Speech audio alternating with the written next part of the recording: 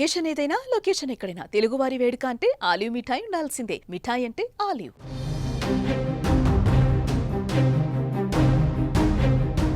అమరావతిలో 25,000 ఉద్యోగాల కల్పనకు తొలి అడుగు పడింది. ఈ విషయాన్ని స్వయంగా సీఎం చంద్రబాబు ఎక్స్ వేదికగా వెల్లడించారు.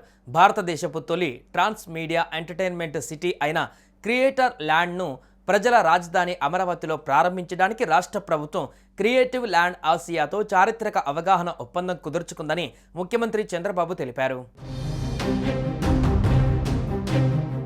25,000 ఉద్యోగాలను సృష్టించే లక్ష్యంతో ఈ ప్రాజెక్టు రూపొందిందని సీఎం చంద్రబాబు వివరించారు.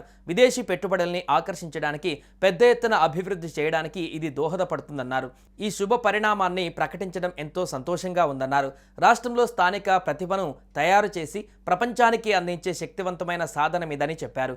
ఈ ప్రపంచ స్థాయి సృజనాత్మక టౌన్షిప్ చలనచిత్రం, గేమింగ్, సంగీతం, వర్చువల్ ప్రొడక్షన్, కథల తయారీతో పాటు ఏఐ ఆధారిత కంటెంట్కు కేంద్రంగా ఉంటుందని వెల్లడించారు. అత్యాధునిక మౌలిక సదుపాయాలు, ప్రపంచ భాగస్వామ్యాల మన యువతకు నైపుణ్యాలు కల్పించడానికి క్రియేటర్ ల్యాండ్ అకాడమీ వేదిక కానుందని తెలిపారు.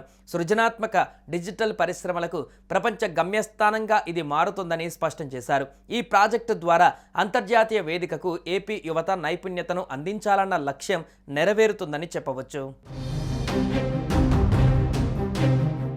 మరోవైపు ఏపీ ప్రజా రాజధాని అమరావతి పునర్నిర్మాణానికి ప్రధాని మోడీ మొన్ననే శంకుస్థాపన చేశారు. 2027 నాటికి రాజధాని తొలిదశ పనులు పూర్తి చేసేందుకు ప్రభుత్వం అడుగులు వేస్తుంది. ఈ దశలో అమరావతి రాజధాని నిర్మాణం పూర్తి కాకమునుపే ఎన్నో రికార్డులను సాధించింది. ఇక్కడ నిర్మించే ప్రతి భవనం సింగపూర్ సిటీని తలదన్నేలా ఉండాలన్నదే ప్రభుత్వ లక్ష్యం. అందుకే రాజధాని నిర్మాణంపైన ప్రభుత్వం పూర్తిగా దృష్టి సారించింది. అయితే తాజాగా మరో రికార్డును కూడా అమరావతి దక్కించుకుంది. దీంతో ఎందరో యువతీ యువకులకు ఉపాధి అవకాశాలు దరిచేరనున్నాయి. సుమన్ టీవీలో మీ పర్సనల్ అండ్ బిజినెస్ ప్రమోషన్స్ కోసం కింది నెంబర్కి కాంటాక్ట్ చేయండి.